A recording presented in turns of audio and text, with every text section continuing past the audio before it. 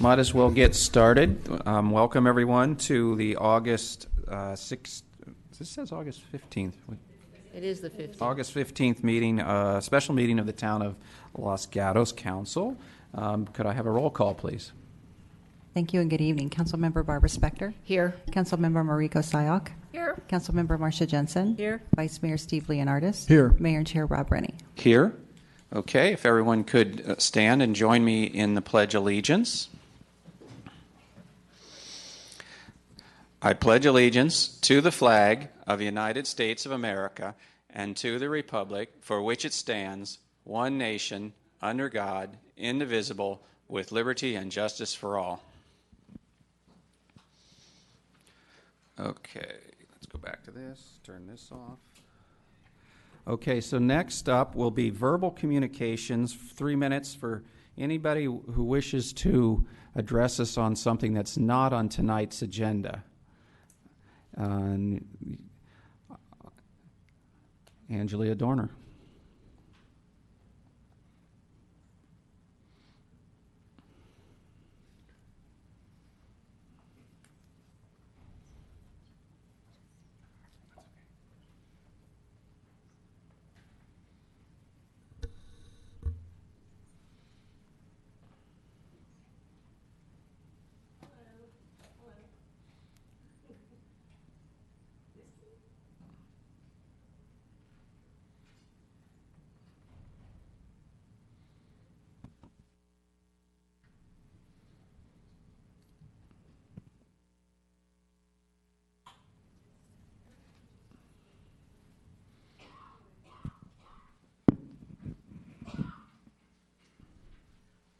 That wasn't a setup, was it?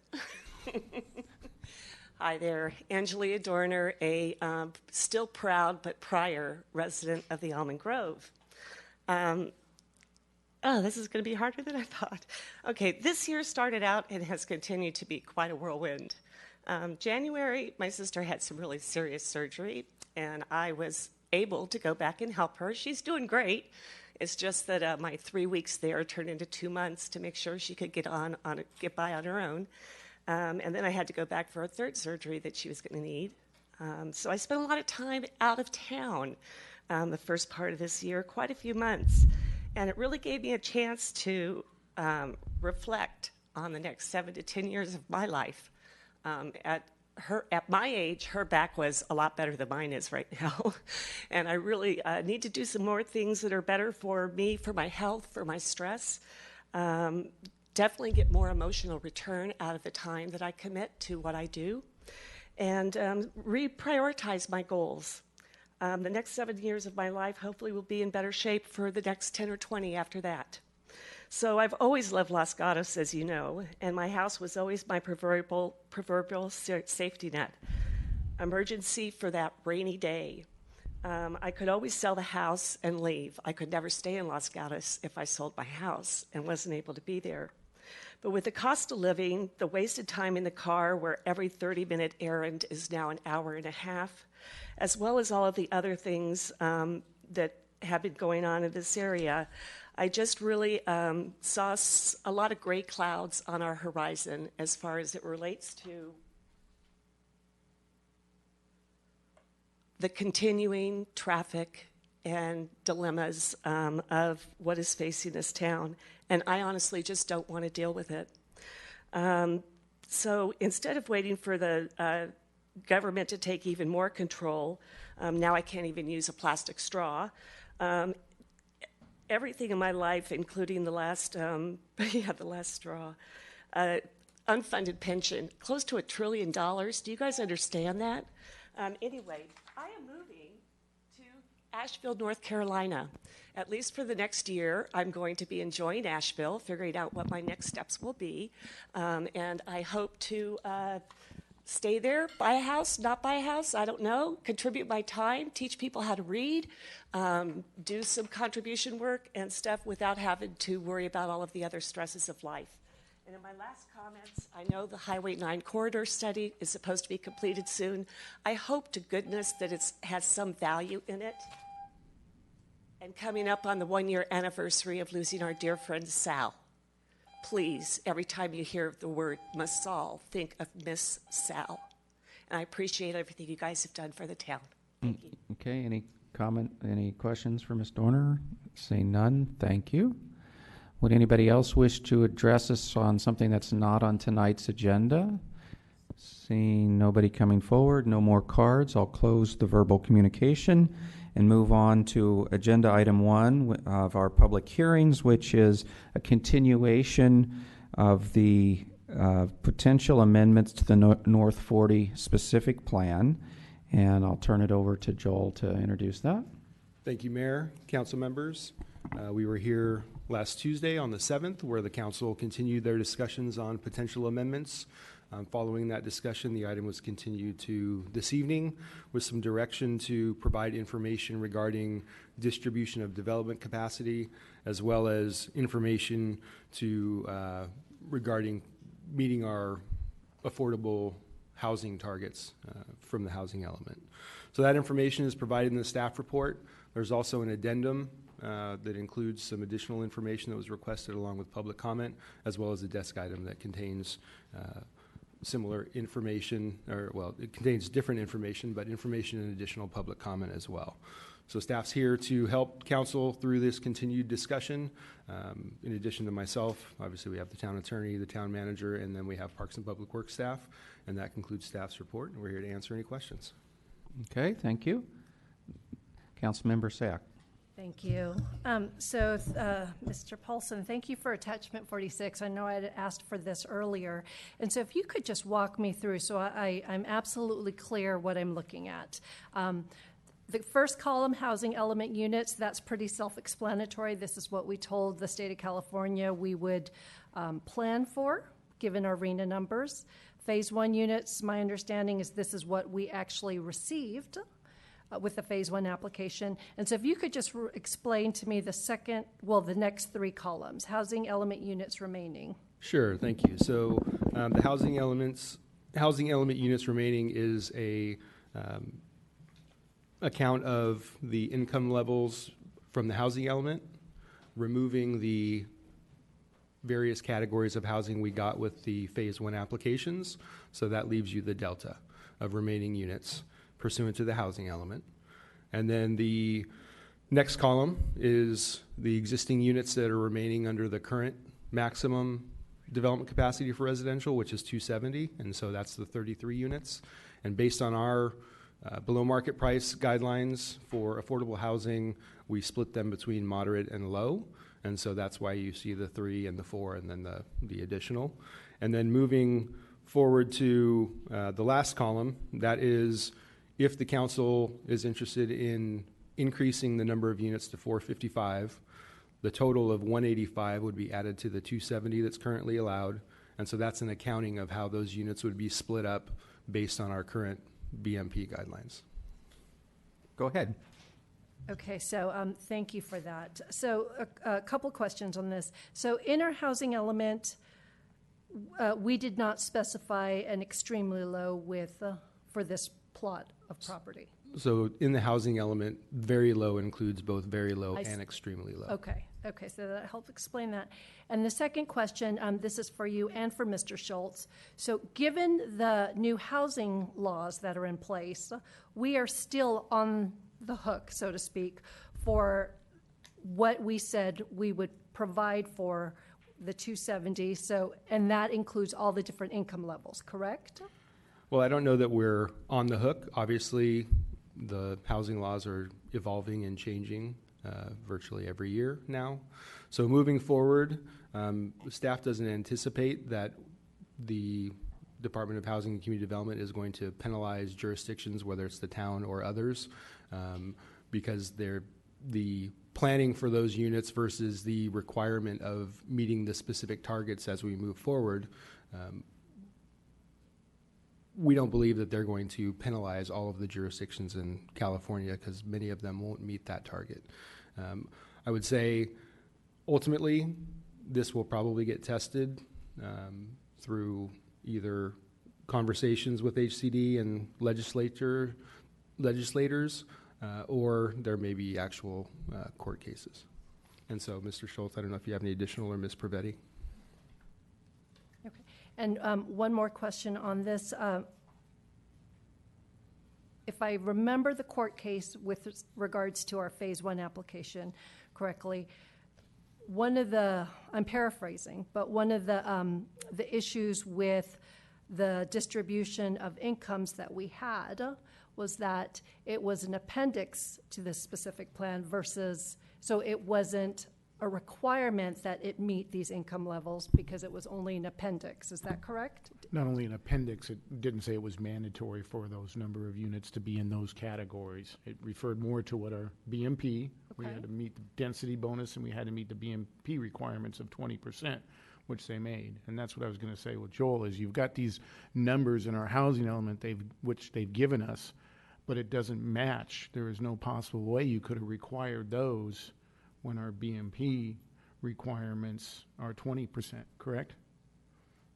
Joel? Yeah, Or- that's, yeah, our requirement in the specific plan aligns with our town code, which is 20%. And again, our current guidelines split that between moderate and low. I think we're going through a modification that was required by HCD of our AHAS sites. And so you remember we had those various categories where we said we're going to produce this many of each income level. They said that was too much of a barrier, and so they asked us to put a straight 40% on that. And so that's what will be coming back for a second reading at your next meeting. Okay, and my third question to maybe to Mr. Schultz then, if we wanted to provide the housing that is within the different income levels, then one way to strengthen our specific plan to make sure that we do actually receive these units is to actually put it into the specific plan rather than just referring to it. Correct. But will those numbers, if they're actually in your specific plan, create a barrier for housing? Because can someone actually build a project with that many extremely low, low, and moderate, and make it, and a project would be feasible? It's the same as the AHAs, where we had a number that was extreme that they said you're actually creating a barrier to housing. So I'm not sure. It's just an issue I want to raise, that if you plug those numbers in, would a project even be feasible? A housing project with that many extremely low and low housing numbers? I just don't know the answer to that. Okay. You understand what I'm No, I trying to do get at? understand, Okay. but what I'm also The trying question to is, would it comprehend strengthen is. it? Yes. Yes. The reason from the court case was because they determined it was in the appendix and it was only as an example. It didn't say specifically, this is what you have to have. Okay. It said instead, you have to meet our BMP, which they did. So, okay, so as a planner and as someone that is trying to indicate to the public what kind of income levels we want and be absolutely clear that we want affordable housing, it is to my benefit, to our benefit, to indicate what that affordability is. Yes. And it would be to help strengthen the objectivity to actually put numbers in. And I could refer to the housing element based on what we submitted to the state of California. So is that Yes. correct? Correct. Okay, thanks. Councilmember Spector. Thank you. A couple follow-up questions. When we say we're going to put into the specific plan, take it out of the appendix, Mr. Schultz, what is the it that you see us taking out? Do you see us taking out numbers? Do you see us taking out moderate? Or do you see us taking out a dollar sign? I believe what Councilmember Sack was saying was taking the delta numbers that are still left to be met on the North 40 and requiring those numbers to be met with any housing productivity that was put on the project. Okay, and again, from your point of view, let's say I'm just going to make stuff up. Let's say the number is 84, and we want 84 low. Do we put 84 low in the plan, or do we monetize that? I mean, what does 84 low mean? That's how many units would have to be developed. And what does low mean? Low is determined by the category that's done by the housing authority. They determine that requirement for low or extremely low. I'm trying to be as clear and objective as I can be. And Ms. Pravetti, I think. Let me just elaborate that every year the United States Department of Housing and Urban Development updates the county-wide affordability levels. So every year we have a different number. So, the median income is set. Right now it's over $100,000 for a family of four. And then 80% of that, has a specific significance, et cetera. So we wouldn't be able to legislate those income levels in the specific plan because they do change annually. But it is a term of art to say very low, moderate income housing. And then could we, again, to be as specific as possible, could we then refer to the fact that how these numbers are established and that they may be changed year to year? If that's the desire of the council, yes. And then the last question, again, for the town attorney, use the word that if we use these numbers, the housing may not be feasible. And by not feasible, meaning that a developer may not want to develop at that level? Correct. If you, and in fact, I'm not sure I've ever seen what you would, if you're really rezoning property to be nothing but it's affordable, because all the units are going to be extremely low until someone, they have to build affordable housing on their property. I'm not sure you can do that. You've got, taking requirements there to just say you have to build nothing but affordable. If you're saying all the units that we're going to allow, now it could be you allow another use. You can say you can do commercial, but if you want to do housing, it has to be all affordable. But to tell a piece of property owner that he must develop, if he wants to develop on his property, it has to be all affordable housing, I'm not sure you can do that and have no other use. Thank you. I'm not sure if that's where you were heading to. There has to be some component that allows the person for a return on his investment. Now, what that is I don't know, but I didn't know if we were heading to where all the units that we are going to designate that can be left have to fall into an affordable category, and there will be no non-restricted housing. I don't believe I've ever seen that done on a piece of property. Councilmember Siak? So how do affordable housing builders provide projects then when they're strictly affordable housing? They do that voluntarily, so you certainly could do it voluntarily. That's what I mean. If there's other uses they could do, or they decide to use that property because of tax credits or other things, kind of like part of the property in the first phase is completely affordable that's going to be owned by Eden, you can do that. But to zone property, affordable housing, and nothing else could create some problems for us. Okay, so I appreciate that, but let me just make sure I understand then. We're talking about the remaining 20 acres. Right. And so the capacity for that goes beyond residential. So yes, I mean, if we have another use that's okay. available, so then I just want to make sure I understand. Okay. I didn't know where we were heading and just saying. No. What I yes. I just want to understand is what we've said to the state that we would provide in our housing element, what we've actually produced, and what remains without any existing changes. I wanted to be absolutely clear yes. what that was. And so this chart provides it.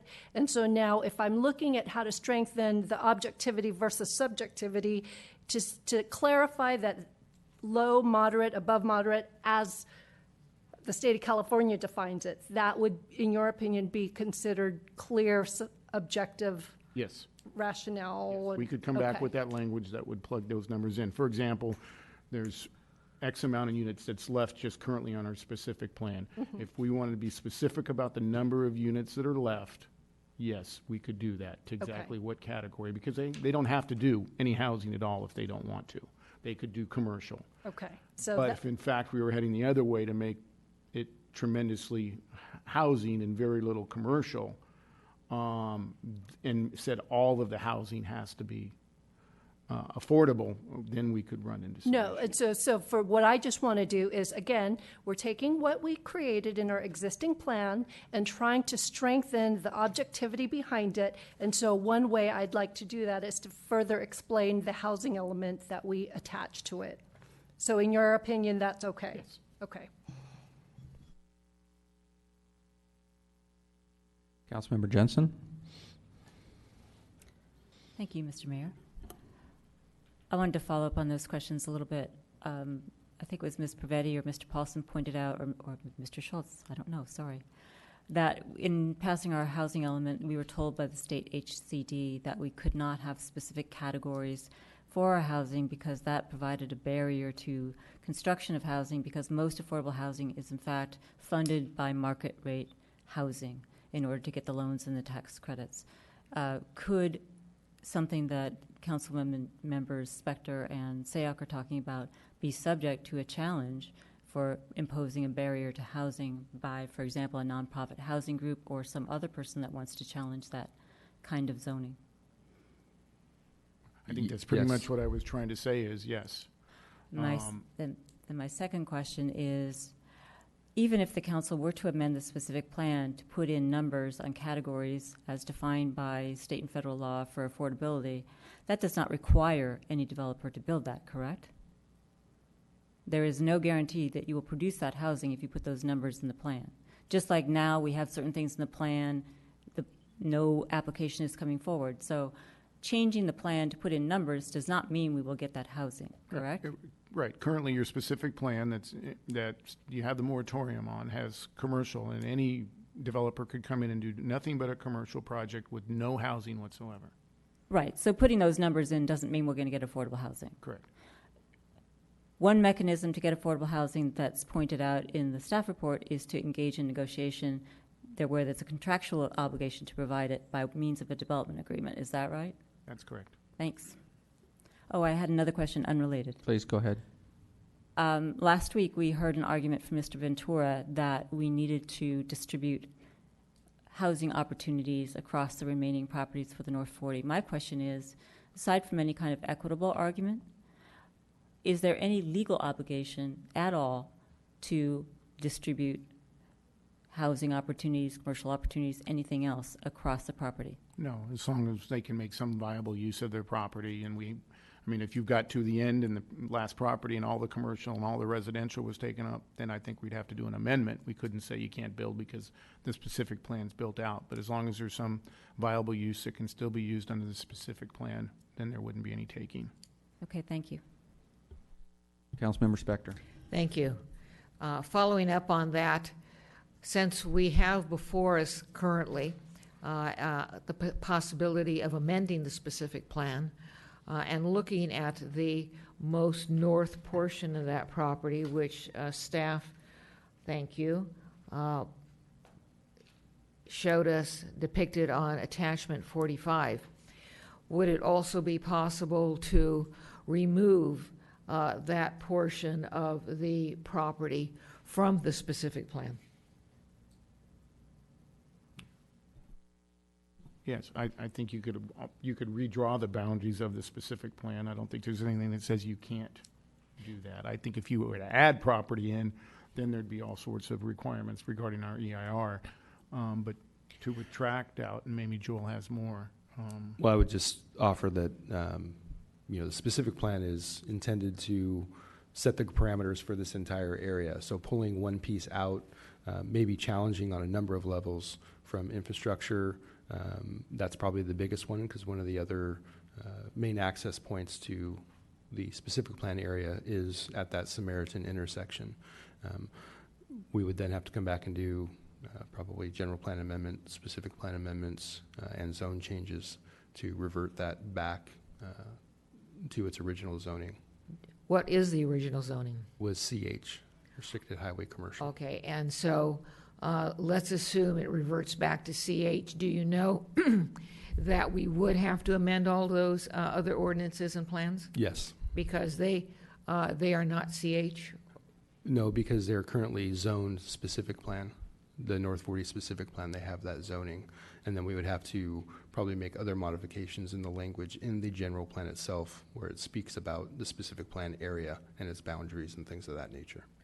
And I would, following up on a question before, I would also assume that if there is an amendments to the specific plan, or if there are not, a discussion between the property owners, let's say the two property owners, that is something that could be done in a negotiated agreement, development agreement.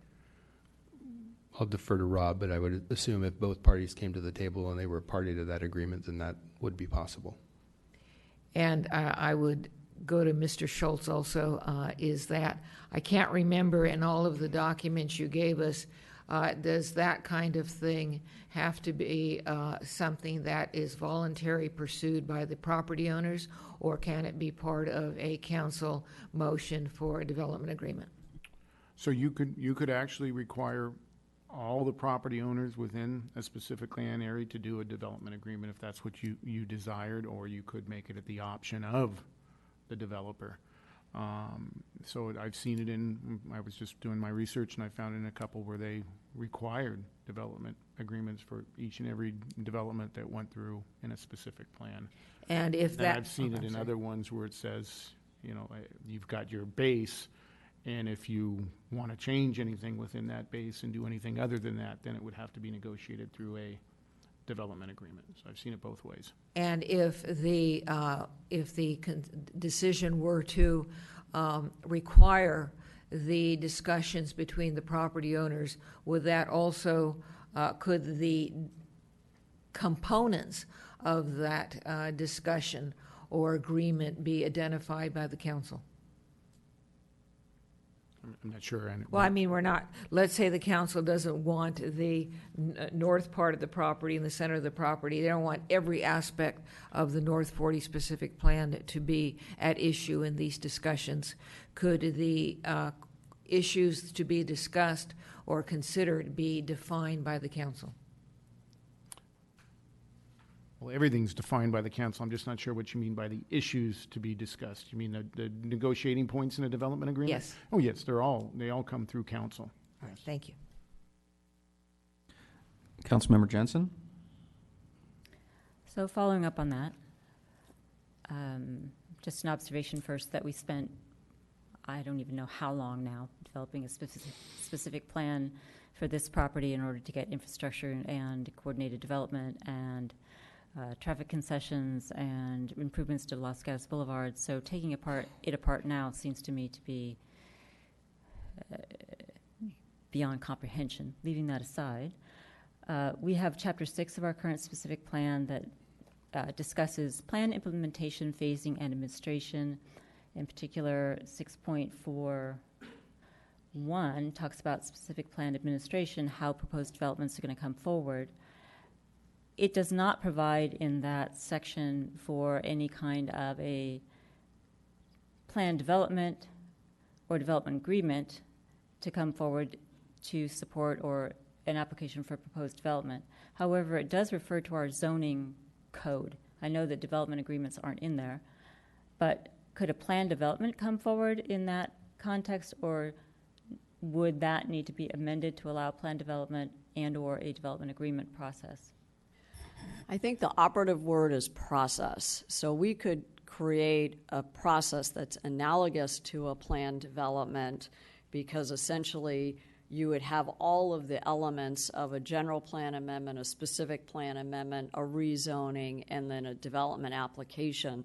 I would hesitate to going back to actually legislating in that any new development needs to be a planned development, but I think we can learn from our plan development experience and process and make sure that the administration of the specific plan engages the community and allows for the council decision-making as appropriate. Okay, thank you. I have no interest in requiring a plan development. I just want to know, how is that an option under our current plan, or does it have to be amended? I think because the plan development is part of our zoning code, it is an option, but I'm not sure. Based upon our staff report that we got today indicating that we need to develop a procedure for development agreements, I would imagine that 6.4.1 would have to be amended to allow a development agreement, correct?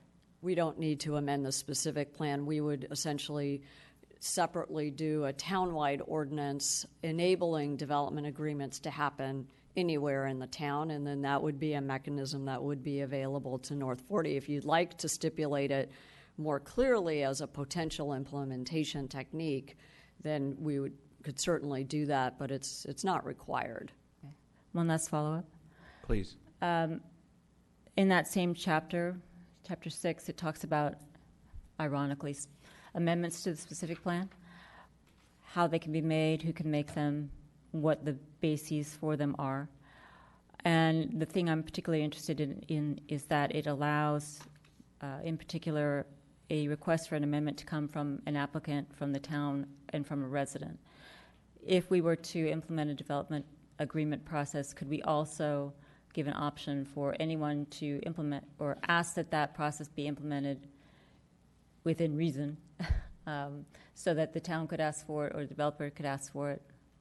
We could put that into our process and procedures for a development agreement if we wanted to come forward with that. That's exactly how the process would work.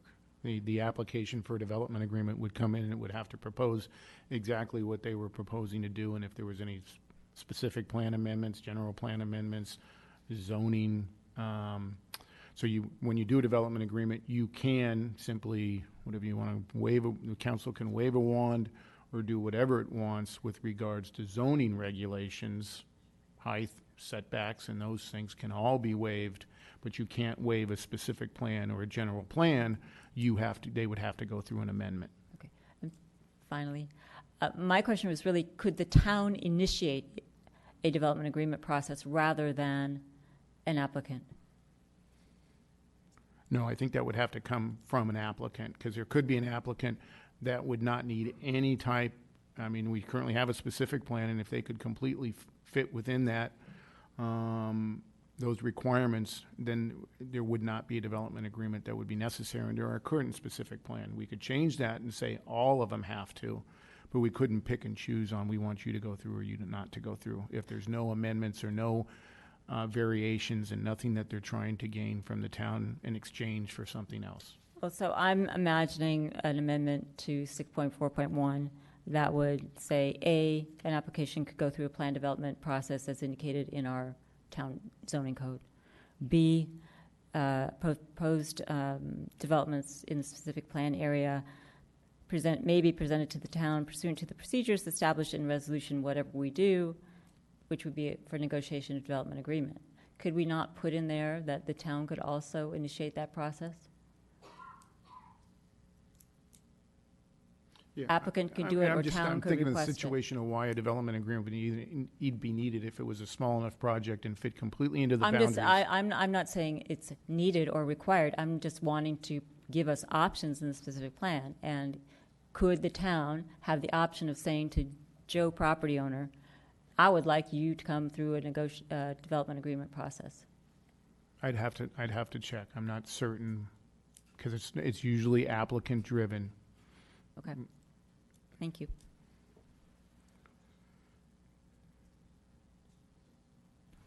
Okay, go ahead, Councilmember Sack. So can you just clarify to me exactly what's the benefit of having a developer's agreement? I know we've talked about it at this meeting in past, and it sounds like there's opportunities to almost treat any negotiation application like a plan development, but what would be the difference between the plan development versus a development agreement process? The plan development process is different in the fact that there isn't that negotiations that happen. In the plan development process, it goes through, and there isn't that give and take that you can do through a development agreement. For example, I can think of Netflix is one that we started with a development agreement and we didn't go through with it, and we switched it to a plan development. Through a development agreement, we could have obtained, I believe, many more benefits for the community through a development agreement than we would have through a plan development, because those negotiations can happen up front. They can be monetized, they can be open space requirements. You can go well beyond what's allowed. You can get those through a plan development, but it's just more difficult because it doesn't really happen from a staff level or from a council level if it's closed session where you can have those discussions. And again, closed sessions aren't allowed just for development agreement, but if there are real property transactions, you can do closed session. So they do take on a different dynamic than our plan development process. And that's why, I don't know why you do a development agreement if someone was fitting completely in the box. They weren't asking for any height requirements. They weren't asking for any additional setback requirements, all of the things that are required. But when a developer does want to, build more houses than are allowed, go over height limits, what's the exchange? Right now, we kind of just do that in open session instead of doing a development agreement up that says you're going to have so much more open space, you're going to have to require whatever the requirements are, and there's no nexus required. I think in a planned development, I think we would probably even have to make that nexus because there's not a negotiation agreement. And that's probably, now that I'm thinking out loud, that's the biggest requirement. A planned development, you are imposing conditions on the development. He's had no ability to negotiate the requirements. So you have to have a nexus requirement as opposed to a development agreement is a contract, and you don't have to meet those nexus requirements that the project is causing that impact. Councilmember Spector first. Thank you. I think maybe just two questions, and probably of the town attorney. Hypothetically, if you have a piece of property in Los Gatos, and that property has two different owners, and that property has a specific plan overlying it, and the specific plan does not allow for housing, but the two property owners want housing. How, other than them coming to the town for a development agreement, could that occur? Well, currently, without the development agreement, they would put in the application for the amendment to the specific plan and process that along with the general plan amendment. And then once those are completed, then they could go forward with their project. Or sometimes they're done at the same time without the specific plan with the plan development type. So because these people want housing instead of commercial, they couldn't just go forward with the development agreement. They would have to go through all the changes of our general plan, specific plan, yada, yada, yada. But in the development agreement, you can spell out that process, exactly what's going to transpire, how it's going to transpire, what the public input's going to be required to get them where they apparently want to go. But you still have to have the public hearings. Okay. And when they vest, because there is a certain time when you would vest that they're looking for. All right, so they would make a request of some sort, and I guess I need to ask that, some sort to the town and say, we would like to do X, Y, and Z. And how do they make that request, and then what's the next step? So that's the ordinance that we should develop and should have developed some quite time ago, is the government code requires towns to have a development agreement ordinance that shows you exactly what the process would be, what the application process is, and all of that is laid out in the ordinances, and there's very few towns or cities I could find that don't have it. Some are very short and very quick, and some of them are, 5, 6, 7, 8 pages. So. And if we have a specific plan that has a piece of property that doesn't provide for housing, or at least doesn't provide for much housing, would that have to, and that specific plan is not amended, would this have to be a process that goes through a development agreement or a request from the property owner?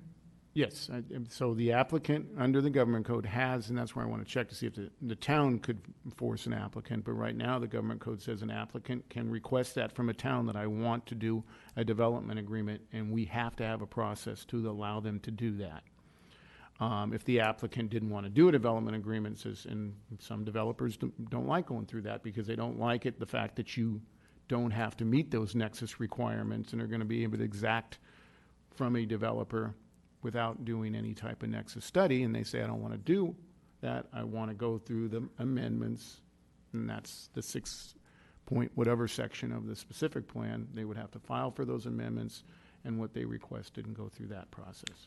Thank you. And I would just add for the council's information, one of the amendments that was previously considered was that any application go through the Conceptual Development Advisory Committee at least twice. And so that could be fleshed out more during that process. When someone comes forward with the concept, we can outline, here's what's needed, here's the different options for consideration, and then receive that input from Conceptual Development Advisory Committee. Councilmember Jensen. I just wanted to be sure I understand. The current 6.5 of the specific plan talks about amendments and how you get an amendment. In the second bullet point, it says that if you propose to amend the specific plan, whoever's doing that has to document the need for such changes, which indicate economic, social, or technical issues that generate the need to amend the specific plan. Costs incurred for the amendment shall be the responsibility of the party requesting the amendment. So if I had Councilwoman Spector's hypothetical and I had two parties that wanted to make housing that wasn't otherwise allowed, they would have to come forward with economic, social, or technical issues that generated a need for an amendment. And then the third bullet is that it has to go through a CEQA review. So am I correct in that? Okay. The other alternative is that two property owners could come together and decide, I want to do a development agreement, and I want to negotiate with the town, and I want to enter into a contract where I'm getting concessions, for example, housing, and the town is getting concessions, for example, park. That could be accomplished by way of a development agreement once we put the process in place, correct? That's exactly the two And scenarios. that would be the process where that outcome would be quote unquote guaranteed by means of a contract.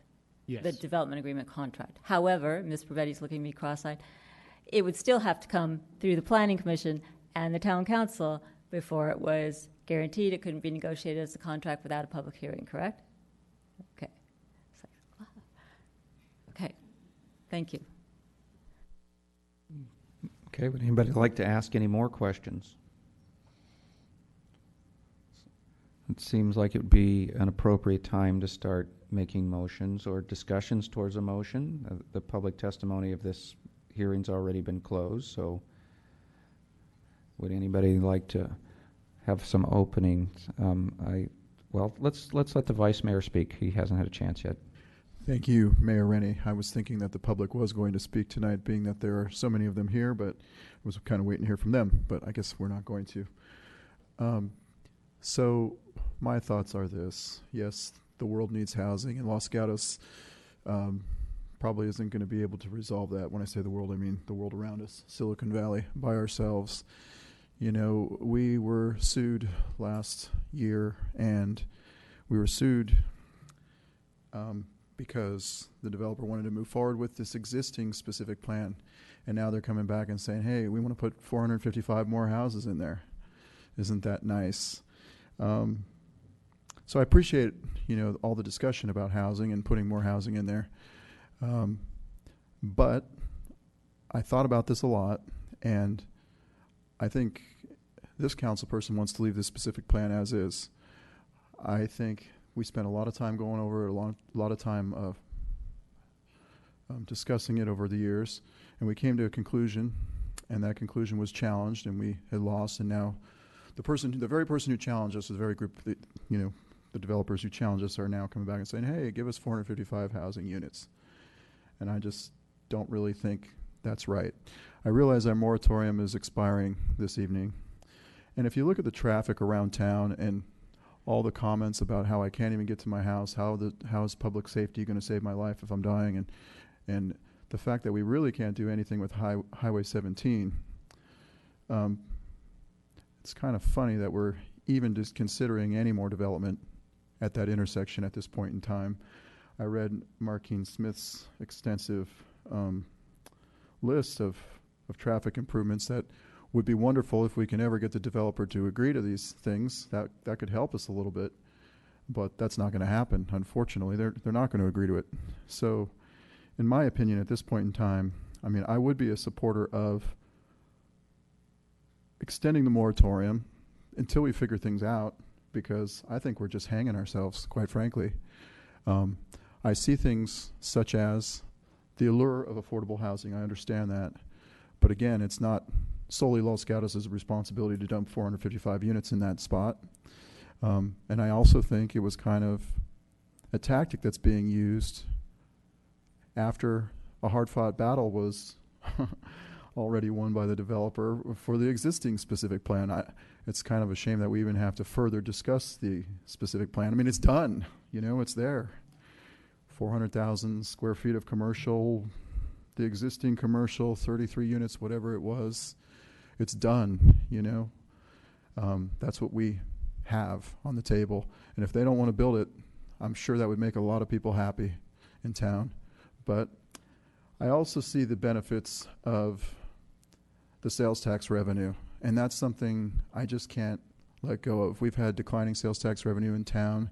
This whole discussion started a long time ago about filling, I can't think of the term off the top of my head, but filling the void of the Los Gatos community that goes outside to buy their appliances, to buy their goods outside of town, sales tax leakage. And this is our last opportunity to try to capture some of those dollars and keep that sales tax revenue in town. And I mean, to me, that was the whole point of this thing. Well, then along came, let's dump all 300 units in the Los Gatos School District. That was great. And then came along the discussion, well, we're not going to give it to you all at once because, you know, I said let's approve the specific plan all at once so we know what we're getting, what's going to go here. And the specific plan comes along and it's like, let's put all these housing here, and then we don't know about this part. But we did know about this part because we finally came to agreement. But then now that part's changing. So all along it was kind of like, let's just dump 700 housing units in here. I just think that's a waste for this piece of property. I think there's better opportunities economically for us. It's our last chance. We can have some nice opportunities to capture some sales tax dollars, which would really increase the viability of our community in the long run. And I think it's, again, almost ridiculous at this point to even discuss any kind of development again with the traffic problem. So for me, I would support the moratorium going forward. I don't think I'm going to get 4 out of 5 votes, but I'm absolutely, at the very least, at this time, not in support of amending the specific plan at all. Mr. Ventura brought up a very nice point at the last meeting. Why should these non-Grosvenor controlled landowners have to subscribe to this specific plan? They're at an economic disadvantage being included in the specific plan. But he said one thing that was interesting. He said that they would be willing to live with the existing specific plan. So that's another reason for my discussion here this evening. And I'm interested in hearing what the other council members have to say in addition to all the housing comments that have already been mentioned. Okay, Councilmember Jensen. A question and then a motion, I think. My question is procedural. It was my understanding that we were having a separate public hearing regarding the moratorium, so the public can speak on that. Is yes, that correct? That's correct. Okay. I agree with Councilman Leonardis in one respect, and that is that we should not amend our specific plan. As I've listened to the meetings and the people's comments over the last year, it's clear to me that everyone wants something different, and everyone has a vision of what the North 40 should be for their own desire. So, for example, I see people out there who want open space and a very large park. I see people who have talked about community gardens. I've seen people talk about hotels. I've seen people talk about meeting spaces. I've heard people talk about dance recital halls. I've heard people talk about swimming pools. Most of, if not all of those things, can happen under our existing plan. The problem is that where we lack the understanding is that an independent developer has to come forward with that. It's not up to the town. The only way the town can control it is by, for example, negotiating in a development agreement or putting in the plan those things that it would like to have happen. This town has worked on putting this specific plan in place for as long as I can remember, but in particular for this plan, at least 7 or 8 years. And I don't think any of us here could argue that that has been a successful process. It just hasn't. It hasn't worked for the council, it hasn't worked for the planning commission, it hasn't worked for the residents, hasn't worked for the developer, hasn't worked for the property owners. But we do have a plan that allows people to come forward with everything, most everything everyone has asked for. And all we need to do is let that happen and then let the council and the people talk about that application. Right now, we're not letting that happen.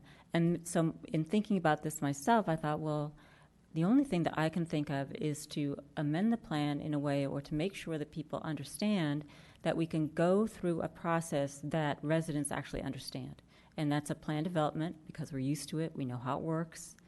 Or that's something new and different, a development agreement, which is a contract where people actually get to sit down and say, I would like 3 acres of a park. We don't have to do that under the specific plan, but the town could demand that in exchange for something else that perhaps the developer wanted, and you'd go through the process and you'd come up with something that we could then present to the public and say, okay, here's our best judgment. But to continue on the path that we are, I think would be a bad idea. To change the plan area to reduce it for the accommodation of one property owner, I think would be a bad idea. The whole process when we started was to amalgamate the properties, get a cohesive infrastructure, get a street system, basically plop a zoning plan that we already have for the entire town onto a new parcel of property. That hasn't worked because we're not used to working with that kind of a plan. But if we parcel out things, we're going to have a pipeline that ends at the border of somebody's property, a sewer line that ends at the border of somebody else's property, and no improvements to Los Gatos Boulevard. So that's a long way of introducing the fact that I think my motion is to keep the specific plan as is, but to amend section 6.4.1 to specifically allow the option of coming forward with an application by either a plan development or through a development agreement process, which is to be developed by the town at different hearings to do that. That's my motion. Okay, I have a motion. Do I have a second? It's like my other North 40 motion. Anybody like to second? Well, I'll go ahead and second for discussion purposes, and let me explain my reasoning. I also agree with what Mr. Leonardis said, that the commercial has benefits, and that was part of the original plan. It has a lot of benefits to our sales tax revenue. It has benefits to neighbors in that area that said they want to have commercial to go to. The original North 40 plan was it seemed like it was a good balance.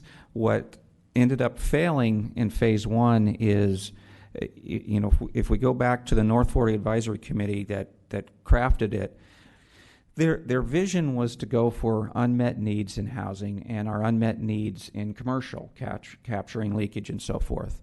When we changed a couple of elements in it just before we approved it at the council level, we lost effectively the housing for millennials and the move down units. I thought that those were good unmet needs that we should have been striving for.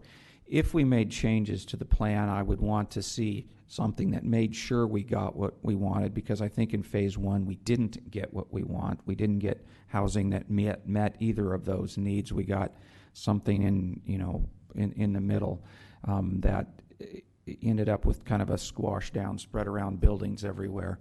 I originally liked the idea of trying to get more open space by allowing things to be taller and thinner. You can see between them, you can have views. We lost a lot of that in the first part of it. I would be interested in doing that with housing, additional housing only if we could get back to what the original needs were. But I'm also willing to go with no changes, or the minor change of allowing a change that allows us to have development agreements. So I'll second that motion. Other comments?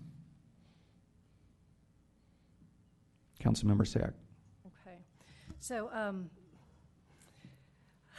as we've learned in the phase 1, the devil's in the details. And so as my colleagues here, I've spent a lot of time thinking about the revisions. And I spent time thinking about the original effort to look at what the unmet needs were in town versus where we are now. And several things have changed between when the original plan was first designed and now. One is that it is quite apparent the unmet housing needs. So specifically the affordability and the move down. We've had several hearings that discuss those exact needs.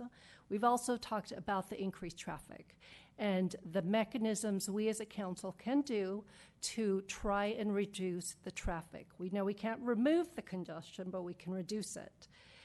We have seen studies that showed more residential, less commercial will reduce traffic. So that's something that lots of documentation has come forward. We've also looked at things that have changed are the housing laws, and that will continue to change. And the questions that I asked our staff about what are the expectations of us to use our zoning mechanisms to make sure that housing, affordable housing, is at least what can we do to make it more affordable and to create a process so that the expectation that what we want is affordability based on income levels versus affordability that's relative based on Los Gatos rules. So those are things that I think we can try to address with any revisions. And I have a couple of at least suggestions I would like to put into the a potential amendment if there is any interest at all from other colleagues. And those really are putting in our housing element chart so that it's very clear what our expectations are, so that we don't come out with another, if the capacity is 33 more units, I want it clear that we don't want 33 more above moderate homes. We have enough of that. So what can we do? We can have a chart that clearly specifies what that is. We can even reduce the square footage to help reduce those prices. To me, that's clear.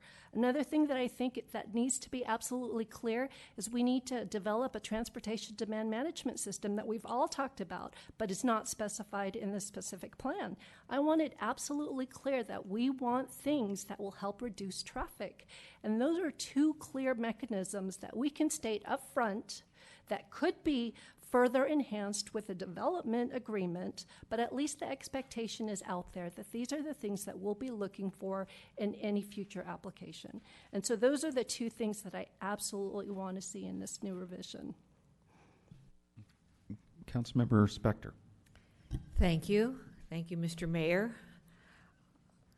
I, too, have given this meeting and the potential for amending the specific plan a lot of thought, not only for years, but throughout the time frame leading up to this meeting. And as I hope those of you who are listening at home and here can appreciate, I wish it were a straight line. I wish it was a linear analysis. It is not. And so that's why it becomes so complex within each one of us, and then often amongst the five of us. The starting with, let's start some things that for me are givens. I chaired the North 40 Advisory Committee. It was a large committee, and it met lots of times over a long period of time. And ultimately, we passed the North 40 specific plan onto the Planning Commission without a vote of approval. And the reason for me that there was no vote of approval is that I could not vote in favor of the commercial, the north part of the property, the commercial portion of it, because I felt the commercial, it was too dense, and I was concerned about its impact on our town, especially our downtown. When the North 40 specific plan came to the council, I also voted against it at that point. I lost, but I voted against it at that point, and for the same reason, because I was concerned about the commercial component and its impact on our town, specifically on our downtown. So now we have the specific plan before us again. What I anticipated starting last, I guess it was September, as we were looking to amend or potentially amend the specific plan, what I thought we would be doing is modifying the, and I was hoping reducing the commercial component. I was very surprised in June when the existing developer for the south part suggested housing. My first reaction, my gut reaction in hearing that, was we don't need any more housing. But as the month and a half, 2 months have gone by, I have been working through that suggestion, not the way it was proposed, but I have been working through that concept. And what I have, where I am right now, is housing in the north part of the North 40 could be acceptable. I agree with Ms. Sayok, and I have all kinds of notes and notations also. For me, that housing would have to be either affordable by these various metrics that are in this, attachment 46, or by virtue of the fact that the units are smaller. I, too, would want housing that we have always tried to address since we were working on this plan, which was the younger people, the millennials, and the older people, the move-downs. I don't believe units that are 2,700, 2,800 square feet are necessary. The other issue that came up again at our last meeting was the fact that the property owners on the very north end, have not been able to communicate or reach an agreement with the property owners that are further south, and I think that is an issue. I don't think that we should just let one group of people pull along another group of people, and I think that is an issue that could be resolved either in an amended specific plan or in a development agreement. So where am I right now? I'm not going to speak about the moratorium because that's our next agenda item, but I would consider housing. I would consider housing that was limited in size. I would consider commercial. That was a component of the north part of the North 40. I would definitely consider a hotel. In fact, I was thinking maybe we could push the hotel further down north, and so therefore, if it wanted to be closer to the boulevard, people might not object as much about the height. So those are my thoughts. It's probably not anything. I don't totally agree with any one of the prior speakers, but I don't totally disagree with them either. Vice Mayor Leonardis. Thank you, Mayor Rennie. Again, comments about the housing. The developer had an opportunity to provide move-down housing, millennial housing in the first phase. They chose not to do that. Their approach to the affordable housing was to put 49 units of the senior housing, and that assured them, 273 market rate homes in the first phase, when in fact, if they would have thought more globally about the project, they could have addressed the housing up front across the whole project. And I think it was the understanding at one point where we were all aware that there was going to be 33 units on the second phase, or whatever we were going to call it. With that said, after hearing all the discussion, I think, I will be supporting the motion because I think it's a logical next step. I think keeping the existing plan the same and then getting some kind of a direction through a formal agreement is a good approach moving forward, so we don't keep spinning our wheels here. And again,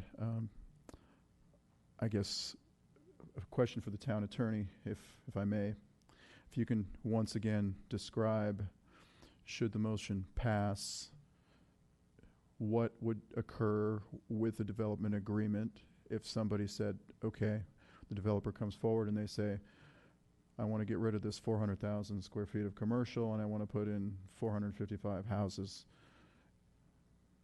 Is that still an option at this point, or would that be an option moving forward? It would still be possible. I think with the motion, if it passes, the first thing we would do is work on language to the amendment section to make certain that it is clear that you can either do this through some type of PD form or through a development agreement, and then I would bring back as soon as I possibly can, probably September, a development agreement ordinance that needs to be in place for the entire town, and let you guys vet that out and get that in place also within a couple of months, 30 days after there, and so that those mechanisms would be available in case the main developer wanted to come through and ask for additional homes. He would have to go through that development agreement process or whatever the process was outlined in those amendments in the specific plan. But yes, there would nothing prevent him from doing that and requesting additional homes instead of the commercial. May I follow up? Please, go ahead. So would that entail a planning commission hearing? Oh, yeah. And a further Absolutely. council hearing? Absolutely. And the public gets re-engaged in the process? Yes, and the development agreement spells out that specific project, as Joel mentioned, whether that's 2 conceptual meetings, how many you want even to go from neighborhood meetings. All of that is spelled out so that the developer knows exactly what he has to do to get approved. Okay. One more comment, if I may. Because one of my problems with this is I don't think a good majority of the public is aware of what's happening here. You know, we get this little switcheroo in June, right before our recess. It comes back in August, right before while everyone's on vacation and they're going back to school, and they're asking for 455 homes because the first time around they didn't do the right thing, I think, and here we are kind of potentially rewarding bad behavior, or should I say non-full disclosure behavior. I want the public to be able to weigh in on this. There probably are a lot of Los Gatos residents that have kids in the Campbell Union School District that could be potentially, they should be able to comment on whether they want that many homes put in their school district. I mean, obviously that happened on the first phase with the homes. There will be residents who say, I want more services and less homes. I want to hear from those people, so I just want to make sure that if we vote on this evening, this motion that's on the table, that we will be assured more public input on this process, which I think you stated we will. Okay, Councilmember Spector. Thank you. I want to follow up on that question of our attorney or of staff. If this motion passes and if property owners do not come forward requesting a development agreement or anything of that or any amendments, then the development would occur by virtue of the provisions of the current specific plan. Is that correct? That's correct. And that is why I won't support the motion. Councilmember Jensen. Just a couple things. To the extent that there was a suggestion that I amend the motion, I'm going to respectfully decline. I point out that section 4.10 of our current specific plan calls for transit demand management. The specific plan area is currently located outside of an established core, blah, blah, blah. Therefore, transportation demand management programs are required for each application within the specific plan area. So it's there. With respect to other property owners being disadvantaged by this specific plan or this process, I think that they're disadvantaged because we have a moratorium that's not allowing them to come forward with an application. With respect to housing, we can amend the plan to ask to put a chart in or to ask for affordable housing. That doesn't mean we will get it. If we engage in negotiations and reach a contract agreement that's then approved by the Planning Commission and the Town Council, we can actually guarantee that housing regardless of what the current specific plan says. So I think it's a more effective way to get housing for the community because I've always been an advocate for affordable housing. I continue to be an advocate for affordable housing. I think a development agreement or a plan development is a better way to go about trying to get it. So I'm sticking with my motion. Okay. I'll just make a quick comment. I'm not rushing to call the question, although I second it. I'm actually still on the fence on this motion. I think that there could be improvements. We could do something with housing, making it a little bit better. my thought is we don't go to 455. I bet there's some kind of mix of some more commercial and some number more houses that might be a better solution than any of the ones that we've sort of seen. What I've struggled with is this council has a hard time writing the rules for a vision that hasn't been drawn out for us. And I think what's been drawn out for us is probably not the best solution. Can we, you know, if I thought we could craft changes for something that didn't have the drawing in front of us, I would be interested in continuing the discussion and not voting at this point with the motion. I'll go ahead and let Councilmember Sayak continue her thoughts. So I do agree with the mayor that we do have a hard time creating language that clearly specifies what we want. I think that's quite evident given the long drawn-out hearings we had with the Phase 1 application. What I've been told by our staff and by planners is that in the specific plan, what is most helpful is to, as clearly as possible, specify what you want. So I am trying to be as clear as possible tonight. In our housing element, we said we would provide 156 very low. We got 49. Low, we said 84, we got 0. Moderate, we said 30, we got 1. And so of that remains, there's a possibility for 107 very low, 84 low, 29 moderate. And understanding that I'm not limiting it to just this because there are other uses allowed on the remaining 20 acres, I would like to see housing that is within these parameters. We don't need any more above moderate, but we need very low, we need moderate, and any remaining housing that is put on this property, I would like to fit those income parameters. I don't know how else to state that other than say it tonight and ask our staff to help me write it. So that is my preference. So. Vice Mayor Leonardis. Thank you, Mayor Rennie. As it stands now, there's 33 more homes on the table as of this evening. Of those 33 more homes, are 20% of those below market price homes by our town standards? They will be required to be below market price, correct? And if I may follow up, please go ahead. If some number of homes comes forward in the future, they would all automatically be subject to that same rule. Correct. The So if specific there's- plan requires 20% for any project that brings forward housing. So if there's 200 homes, there would be 40 Correct. market homes. Okay, and so that's already in there. That's correct. Okay. So if what Council Member Sayak is requesting, is that redundant language? Is it? It's not redundant. What Council Member Sayak is saying is that she wants an all affordable housing project to come forward using the numbers in our housing element. Thank you. I guess I'll make a comment on that. I can see, you know, it'd be nice to have an all affordable housing project, but I don't see how it gets paid for.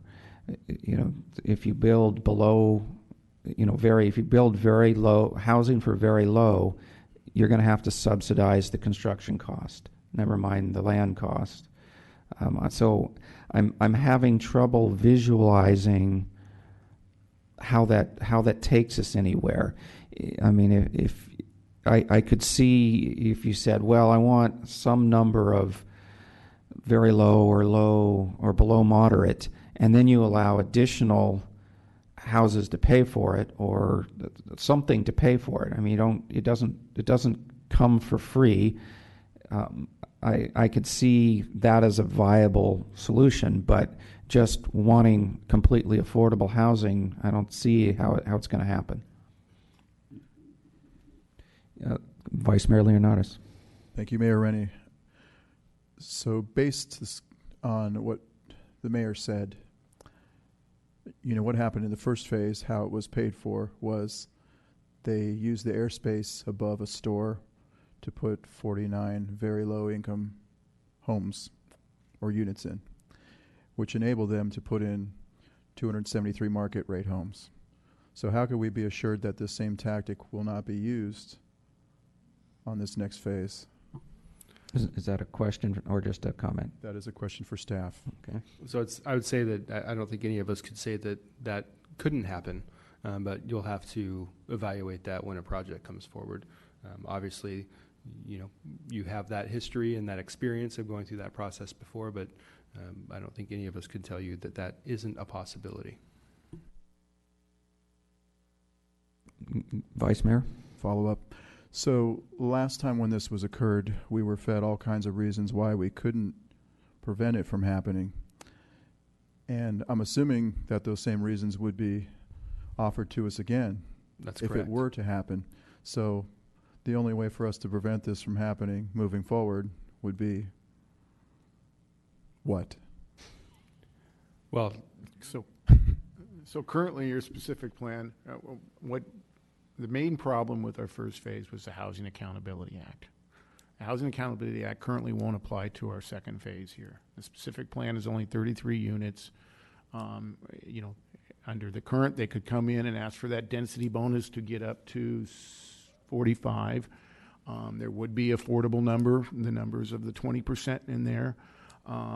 And so that can still be done, but there wouldn't be any Housing Accountability Act. You're going to have complete discretion over the project that comes in with regards to its look, its feel.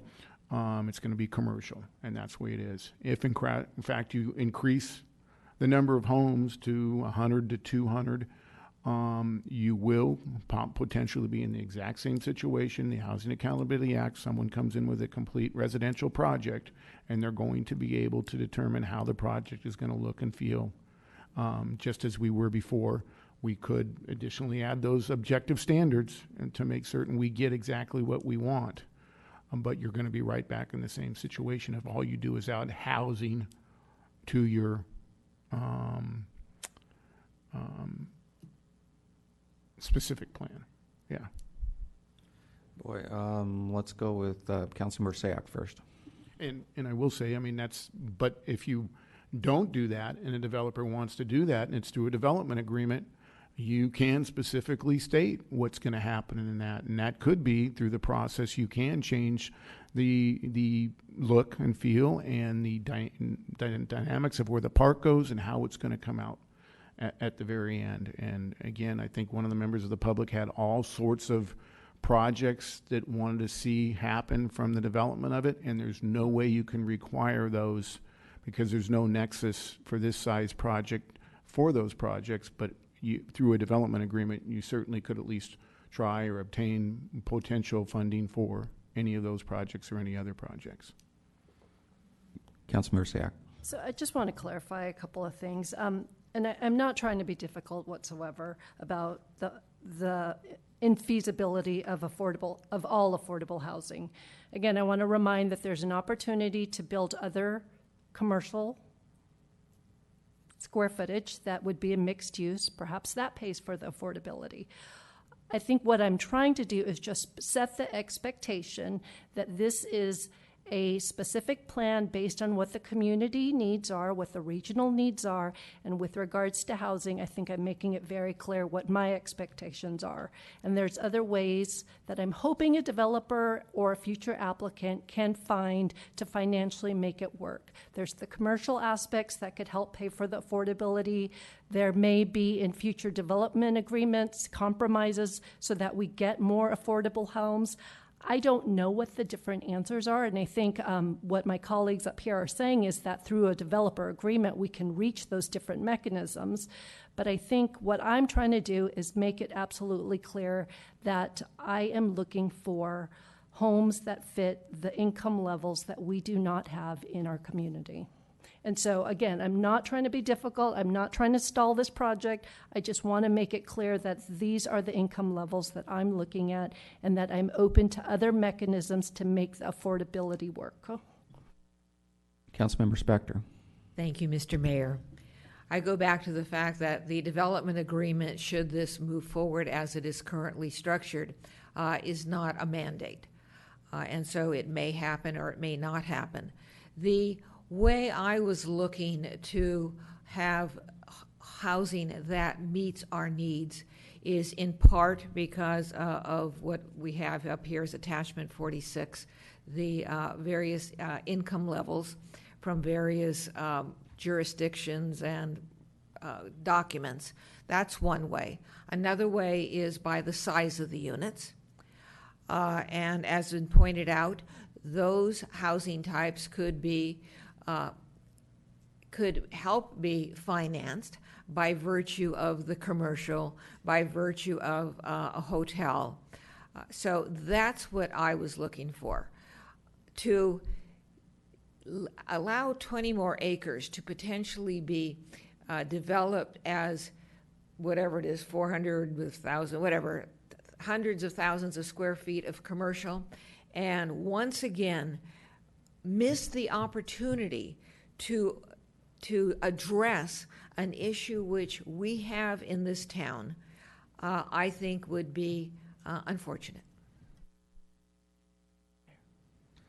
Vice Mayor?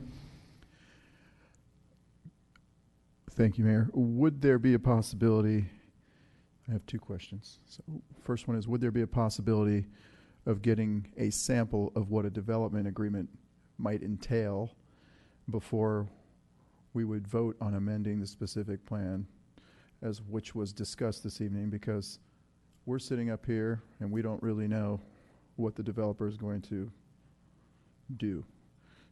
There's hundreds of them on the internet from all different communities all around us. The last one was Palo Alto. It was just a couple of months ago. I understand that, but what I'm Yes, saying we can provide you is it examples. possible for staff to meet with the developer and have them Oh. put forth an agreement of some kind that we can bring forth in a public hearing and let the public look at it and we look at it and we understand what it says before we agree to having such agreement? Even through the application process, when the development agreement comes first, the council has the say to say, well, we're not signing this agreement. You know, you have the ultimate authority to enter into that agreement or not if it was to occur. So example is, and the developer has the ability. Example of the developer comes in and does the project just what he wants, and it goes through the process, and there's all of that, and it gets vetted, and the council determines it's not enough open space, it's not enough whatever the requirements, it's too high, you can deny that development agreement, or you can make demands and the developer can say, I'm not going to sign it either. So I don't know if it'd do any good at this point in time for something to come forward right now that's a sample from the current developer, because, I mean, you'd be entering into that process. That first look at a development agreement might not look anything like the last one. And if I may add, each development agreement is typically tailor-made to the exact circumstances.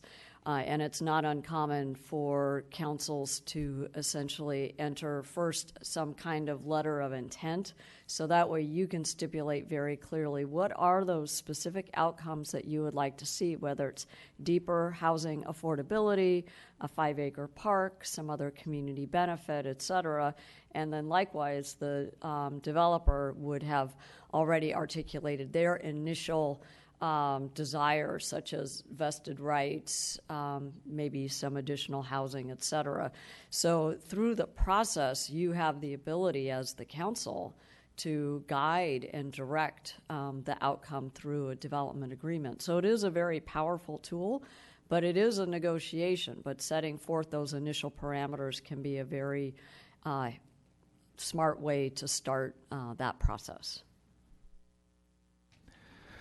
Vice Mayor, follow up, I guess?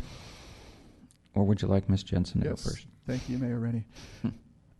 So my concern stems from when Netflix was getting their campus. It was the first time anybody had seen a development agreement in this town. And upon reading it, it was severely stacked in favor of the developer. And of course, that will come forth again. So right now we're voting to amend the specific plan to allow this process to happen this evening. Potentially, that's the motion on the table. And before we would get to that step, I mean, why could we not say, hey, these are some parameters that were discussed. Is there a way to draft I'm sure there's a lot of standard language in a development agreement. Like Mr. Schultz said, there's hundreds of them floating out in the internet somewhere. But specific to some of the points that were discussed this evening, to assure us that before we vote on the specific plan, that this would be something that we would even want to engage in. So that's one question. The second question has to do with the PD process, which hasn't really been discussed yet. And I was going to ask to describe, with the motion on the table, what the PD process would entail. Would they be able to do a PD overlay? Would they be able to say, okay, this is a specific plan, but in this corner we're going to do a PD overlay, and in that corner we can do whatever we want? Because the way PDs have been working around here is whatever's in that PD, your streets are narrower, your lot sizes don't matter anymore, those kinds of things all change with the plan development. So I'm just curious how that would work inside what we're proposing this evening. Well, I'm sure Ms. Pervetti will have some additional information because she's worked with a lot more specific plans than I have. But I think in the hierarchy of rules, you kind of have general plan, specific plan, and plan development. So I'm not sure how many of those rules you can modify via a plan development without modifying that specific plan. I think that probably becomes one of the discussions. Right. Essentially, when we enacted the specific plan, we rezoned the property at the same time. So we set the policy level objectives, but we also rezoned the land. So already we have a tailored zoning for the North 40, and it equates to the specific plan. A developer could come forward and say, I want to modify that zoning in order to allow me to do whatever their outcomes are, more housing, some economic development, et cetera. And so we would then go through a development process as we typically would that is analogous to a PD, but it doesn't necessarily need to be a PD zoning. If, in fact, there is an interest in a PD, then essentially what we're doing is doing a zoning overlay over an existing zoning district. And it is theoretically possible, but it becomes a little bit cumbersome when you already have a tailored zoning, and you could do a carve-out saying, those northern property owners want whatever they want, and they need to change the zoning rules to accomplish it. That would occur through, the amendment process. Having said that, to both of the questions of the Vice Mayor, it's still possible to add language to the specific plan to enable development agreements and to enable rezoning, specifically planned developments, if it's the will of the council. It doesn't tie the hands of the council or of developers that they have to go through those processes. But if our plan acknowledges them, then it just broadens the implementation tools that are available to the town and to the town council to ensure that you get what you want.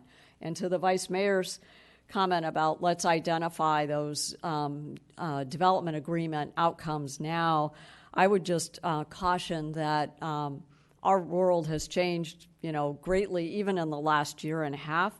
So to fast forward another year and to project what a future council might want in a development agreement may not be necessary. I think any developer who's well experienced will watch this tape, will hear your conversation, will understand the types of things that you're interested in obtaining. Thank you. Councilmember Jensen. I wanted to bring us back to the motion. The motion was intended to keep the vast majority of the specific plan in place as is. Thank you, Ms. Pervetti. It was intended to add options for people to come forward with applications or a way to get through this process that is different than we have now, and to put that specifically into our plan, be that a plan development or a development agreement. A development agreement could, as Councilwoman Spector said, no, it's not a mandate, nor is anything in our specific plan a mandate. It's up to an applicant to come forward with what they have in mind by adding a plan development option or a development agreement option The town can also say through its letter of intent or its process that's developed for a development agreement what it wants in a more specific fashion than the specific plan. And we're still going to have the public process. So, for example, in our, I think this was an addendum for our meeting tonight, the staff provides us with suggestions about what a process for a development agreement might entail. That would a statement of purpose, findings, public benefits of the development agreement, application requirements, notice and hearing procedures, planning commission and governing body review. How does this, would the agreement get recorded? How could it be amended? How could it be ended if there was some problem? What would the review requirements be? Could there be a periodic review if it's working out? Have you complied with what you're supposed to comply with, both on the applicant side and the town side? So what I'm trying to accomplish through this motion, or what I intended, was not to preclude affordable housing, not to put the cart before the horse by saying, give us an application that's not an application that we can look at, give us an agreement that's not an agreement that we can look at, but to give us options and give people out there that are interested in bringing us proposals different ways to go about doing that, because the way that we're doing it now is not working. So a development agreement or plan development would not preclude affordable housing. It would not preclude meeting these categories. It might actually give us a better opportunity to get those, because we would be in negotiation with the developer that we would want that, and how would we get that funded through an agreement. It might give us opportunities to limit size of units, and I would argue that limiting the size of the unit doesn't necessarily mean it's affordable. I think a couple of weeks ago there was a San Jose Mercury News article about a property that was selling on Kimball Avenue that was about a 1,000 square foot house that was going for $1.5 million. So small doesn't mean affordable necessarily. But these are things that could be explored by way of negotiation that then comes back to the public for vetting through the Planning Commission and the Town Council. So what this motion does, hopefully, is to have all the good ideas that we had before, have the options that we had before, but give us additional options in how we might explore reaching some kind of consensus about a development under this specific plan. It just gives us another option of considering proposed developments. So that's the intent of the motion. Councilmember Spector. Thank you, Mr. Mayor. The concern I have is that the plan development or the development agreement, if this motion passes, does or could create options. However, what it leaves intact is the current specific plan. And as I said before, I have concerns about the current specific plan. And so if a developer or a property owner does not want to partake of the development agreement or plan development, then we're back to the existing specific plan. I explained why I don't support it and haven't in the past. And then what you have is a developer with the right and rights to develop under that specific plan. And as long as it fits within the parameters, and we know from last year, as long as it fits within the parameters of that specific plan, it needs to be approved. And that is where my concern lies. Vice Mayor. Maybe we can go back in time again, and I have a question for the town attorney. So the current specific plan was already challenged, and so we voted, and it was approved, then it was reversed, and then it was challenged in court, and then it was reapproved. No, So it was denied. or denied. And anyway, basically we have a council resolution which the current specific plan was adopted. So the specific plan wasn't challenged whatsoever. It was your decision on the project and the denial of that project. And the court found that you had based, although the findings were based on the evidence, they were based on subjective standards instead of objective standards, which were required under the Housing Accountability Act. And so that was it. So it had nothing to do with whether your specific plan is legal or not legal. It had nothing to do with that. That is correct. However, we have a current specific plan which is already on the table. So, you know, if we voted no on the specific, if someone were to vote no on the specific plan, we can't vote no on the specific plan tonight. It's already there. Right, you can't So reject a specific plan. So in other words, when I listened to the discussion, I kind of wish we would have had a development agreement from the beginning. You know, that might have helped made this process a lot less laborious. I don't know why that didn't occur that way. I'm leaning towards supporting it, supporting the motion here.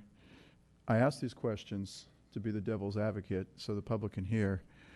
I don't, you know, I think at this point, our best hope is that the public has more input on this project moving forward, and that's what I'm gathering from the conversation. As was stated on council earlier, there's a lot of different needs, questions, wants, ideas up here. And I think in order for us to agree on anything moving forward, I think having the ability to discuss it further, which this motion allows, might be the best way to go. The other option is, if you can explain what the other option is, suppose the motion was voted down, there could be an alternative motion, or there would be nothing. The council could vote and say, hey, just leave well enough alone this evening. Is that correct? I mean, those are really what our three options are. Yes, I think that's pretty much what your options are. Okay. Just wanted to clarify all that. Thank you.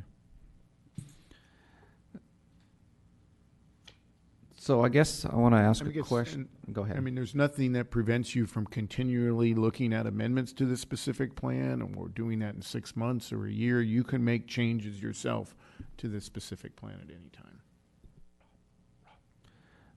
So I'm going to ask staff this question, since we don't ask it of council members. Can you better explain to me what Councilmember Sack's suggestion was with her table? Did she want to apply that to the remaining number of units, and it would be put in as a desire, not a requirement? No, I understood her as it would be a requirement, so the remaining units that are left would all have to meet whatever, categories, the very low or extremely low categories, is what I understood. Okay. Further comments? Okay, I'll call the question. All in favor? Aye. Aye. Opposed? No. Passes 3-2 with Councilmember Spector, Councilmember Sack opposed. Any further comments on this? Okay, we'll close this item and go to... Can we actually continue to a date certain so we can bring back? Yes, we should continue to a date certain so we can bring back those specific amendments that you've requested. And what date is staff suggesting? September 4th, we should be able to make that date. Councilmember Jensen, would you like to? Yeah, I'll move that we continue this to a date certain of September 4th to bring back the amendments that passed tonight. I would also request that we get some preliminary guidance from the staff at that time as to a process for development agreements so that the council can be aware of how that might work, if that's possible I or could not. probably, even for initial discussion, bring back even the draft ordinance for you to take a look at that would explain that whole process. So that's So my just being a draft, it wouldn't be first reading or anything, to kind of get some feedback on. thank you. So that would be my motion. Okay, do I have a second to this motion? Second. Okay, further discussion? All in favor? Aye. Aye. Opposed? To continue it to September 4th. That's a yes? And so everybody's a yes, I believe? Okay, passes unanimously, reluctantly. Okay, further comment? Go ahead.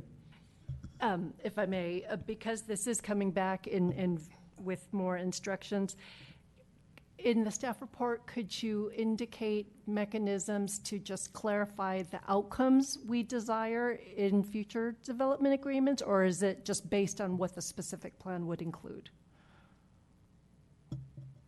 based on the discussion we heard today, right? We have different desires that's already in here. We want deeper affordability. We want more traffic demand management. Like, how do you signal that other than just saying it in a public hearing? Our guiding documents, primarily our general plan and specific plan, are the guiding documents for that, and also what is transposed and what we've heard here and what we would hear from the public. The first salvo on that comes from the developer, though, through the application process. And in the Netflix situation, which you mentioned, that was really his first salvo, and we didn't really get into that negotiation process. We received the development agreement, said this is just, we're not going to accept it, go away, instead of that's through that process that you would say this is not acceptable, this is what we're looking for further negotiations. But I think the process will have that a little bit in the ordinance of how that would transpire. Thanks. Okay, so I'll close this item and move on to item number 2. Staff like to lead us off here. Item 2 is consideration of interim urgency ordinance of the town council. Yes, good evening. This is to consider the moratorium on prohibiting the issuance of any land use development entitlements within the North 40. You approved that last year, and it's set to expire tonight. So I've provided you with a draft ordinance in case there's 4/5 of council. It will require 4/5 of council to approve that. And you have to make specific findings that there would be a immediate threat to the health and safety of the town to be able to make that finding. I've provided you a little bit of case law on that. And I would state that, it's been heard that traffic is terrible. That's not going to be a standard that would rise to the level of health and safety for the traffic issue. You're usually looking in a situation, the cases that I have found and used usually are when there's not enough water. Maybe there's been saltwater intrusion into the wells and there's not enough water to allow development to occur. That's a health and safety issue. The other one was sanitation. Maybe there's not enough capacity at your sanitation sewer system. Those are the health and safety issues that the courts are looking for. They're not looking for traffic issues, especially in this case where the properties that you're putting the moratorium on are not creating that traffic. That traffic is coming from an outside source.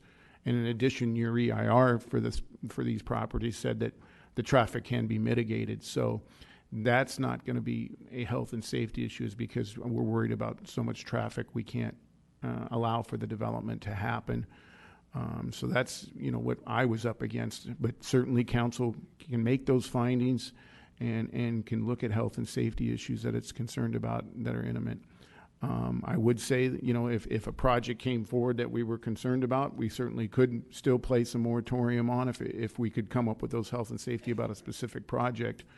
But, my concern hearing the public and especially some of these small property owners is there's been a moratorium, not just for a year, but it's really been 6 out of the last 8 years if you count the first 5 or 6 when we were developing our specific plan. And it concerns me. The longer you put a moratorium on, the more likely is litigation can happen. But again, council can make those findings. It might have much more knowledge about the community, the surroundings, and the health and safety issues that could be affected by the project going forward. And so I'm looking for that input to make sure it's on the record if you do pass the moratorium by 4/5 vote. Okay, questions from council before we open public comment? Vice Mayor Leonardis. Thank you, Mayor Rennie. I know in the past we adopted an environmental impact report. There was also a statement of overriding considerations regarding the LARC 17 interchange, something to the effect that we know traffic will be worse at that interchange if this development goes in, that there's nothing we could do about it, but we're going to accept it anyway. Is that correct in my thinking? No, the statement of overriding considerations for traffic was for 2 or 3 freeway segments on Highway 85. All of the other intersections and on-ramps were mitigated to less than significant level. Second question, based on what Mr. Schultz said about the sanitation, how do we know if there will be 455 homes versus, say, 400,000 square feet of commercial, whether or not the sanitation would be adequate we haven't approved 450 homes, so there's only the homes that have been approved, and we certainly checked with water and sewer on that, and the EIR did for up to the commercial levels that are allowed. And I don't think there's been any change of circumstances that I'm aware regarding water and sewer. And the other item I would point out is that any future project that came in under the specific plan would need to do an initial study and show that it does comply with those capacities and that capacity exists. Thank you. Further questions? Seeing none, I'm going to open the public testimony. Do I have any cards? I see you have a card over there. Okay. Would anybody wish to speak to us on this item? I see Mr. Ventura coming forward. You can hand in your card afterwards if you don't have it made yet.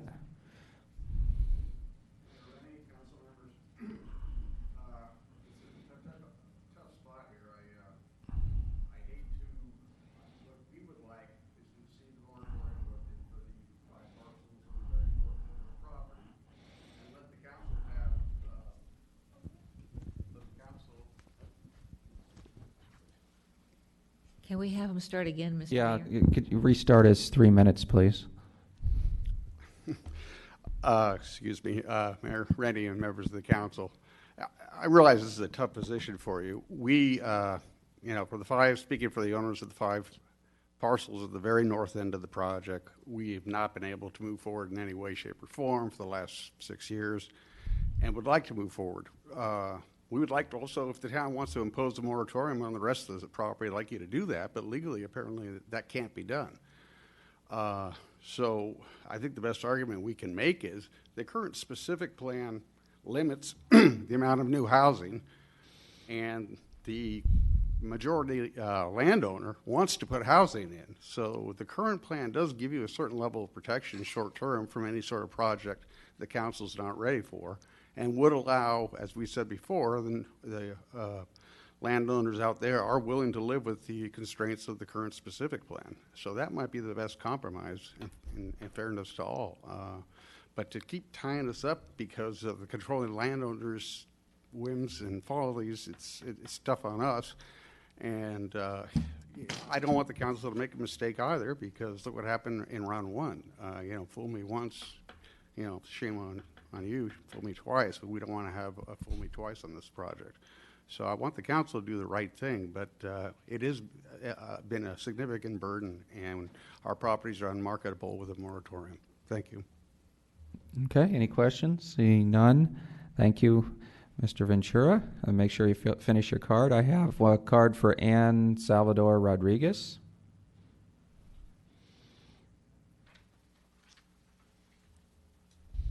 Good evening, Mayor Rennie and Council. My name is Anna Salvador Rodriguez, and I am the Planning Associate with Silicon Valley at Home. I just wanted to once again kind of reiterate what was in our letter that we sent in yesterday regarding the moratorium. We would encourage Council to allow the moratorium on North 40 to expire as recommended by staff. An extension would only serve to put further stress on the housing problem and shift housing responsibilities to neighboring communities. Allowing the moratorium would expire allows Los Gatos to move forward and produce the housing that the community needs. So thank you. Thank you. Any questions for the speaker? Seeing none, thank you. I have no more cards. I see some people making moves. Looks like next up, Sandy Decker.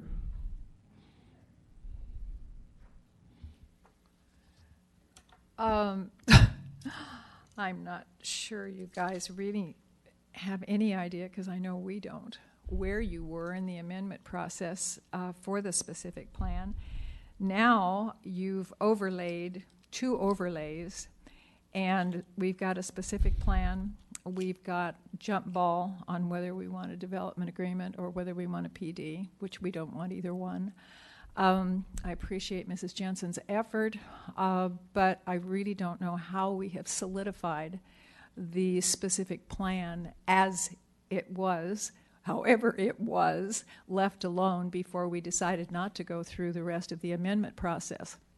So I think someone said, and I think it was Mr. Leonardo's, is there some way you can let the public know what you've done? if you're going to bring back your language, which you all discussed ad nauseum here without a lot of understanding exactly where you are and what you're imposing on us and even the developers that should come forward, and let's hope several do, with lots of ideas.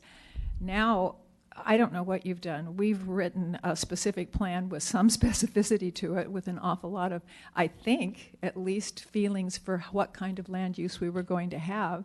Now, if you come and discuss with me something that we might like, we're going to discuss it with you, and where do we stand?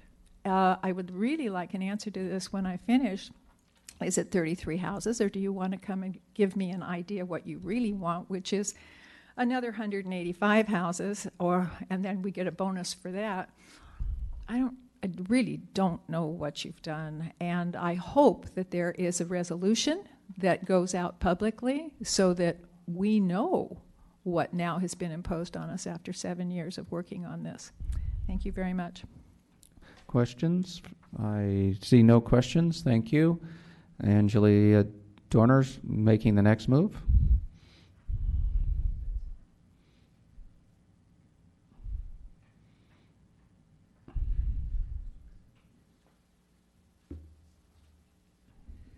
Hello. I just can't help getting up here a lot, so you're stuck with me. As long as you're in town, you might as well. Absolutely.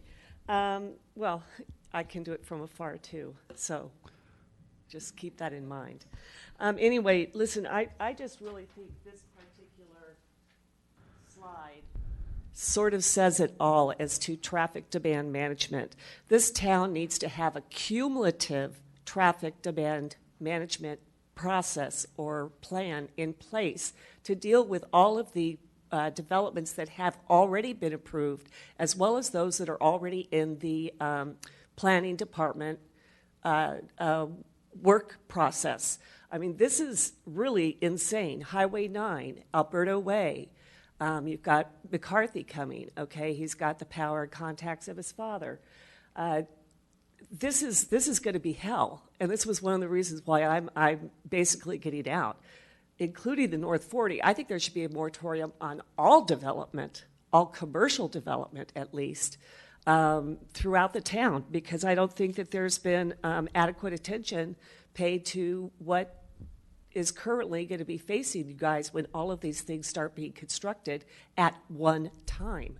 The next 5 to 6 years is going to be nuts.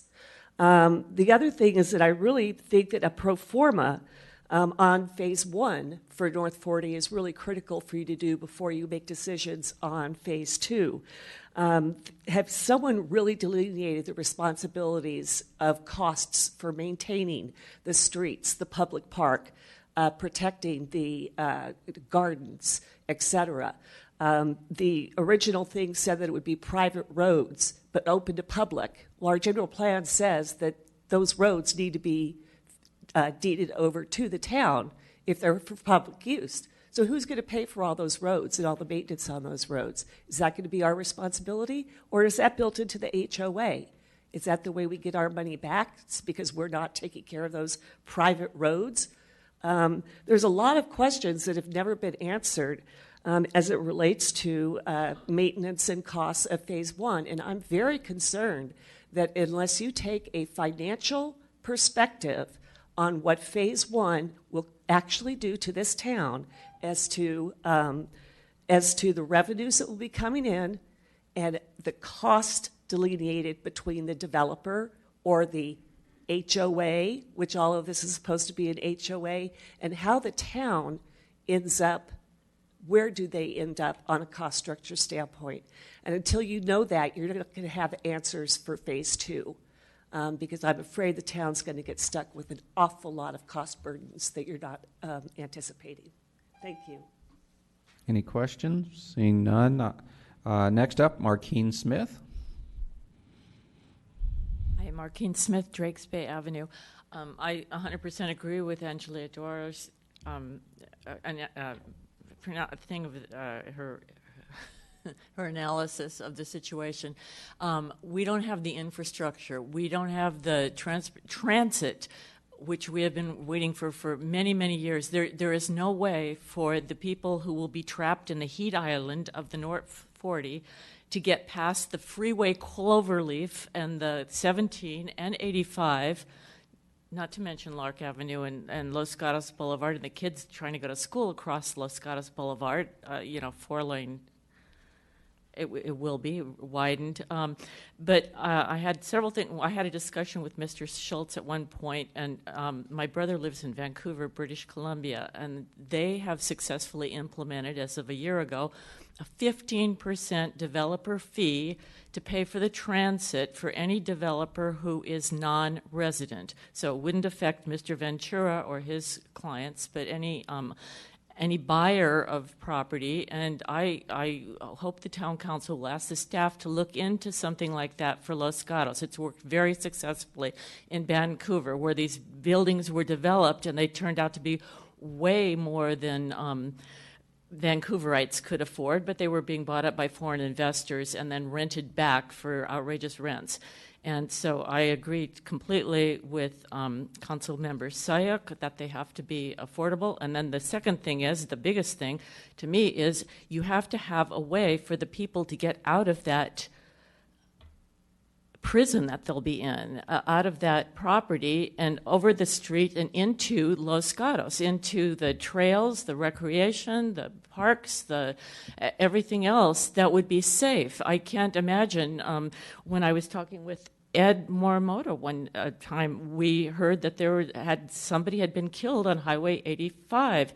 And we were concerned it might have been one of his relatives, because anybody could wander into, think of when you were a teenager. Think of pets, anything. But with no pedestrian bridge across any of those major arteries or freeways or cloverleafs, there's really no way out, and there's no way to transit, which is what the Vasona Light Rail District, which this property, the North 40, is in, requires access to transit, and there is none. I mean, if you want to wait for an hour for a bus to go the long way around past Good Samaritan Hospital and then to transit, you could perhaps get there. You can't walk there. Okay, questions? Looks like you have one question from Vice Mayor Leonardis. Thank you, Mayor Rennie. Ms. Smith, what is your position on the moratorium? That is, my position is to, for sure, do the moratorium, and I would exempt the small property owners that are represented by Mr. Ventura, because they are, that's a little group that's, well, first of all, they're local. Second of all, they're small. And we can individually approve as they decide to sell their properties or whatever they're going to do with their properties. And so that is something that's manageable, and it's not like taking an area the size of Almond Grove and saying we're going to privatize the whole thing and put in private security because our police can't get in there, and the roads are too skinny for the, and it's going to be run by a volunteer homeowner association, and that is just no good. I would say exempt Mr. Ventura's clients and keep the moratorium for everyone else. A question from Councilmember Jensen. Thank you, Ms. Smith. I have a question. If the standard that we're considering to keep a moratorium in place is whether or not potential development imposes or poses an immediate threat to the public health, safety, or welfare, how could it be that exempting particular properties because they're owned by someone local not pose that same immediate threat to health, safety, or welfare?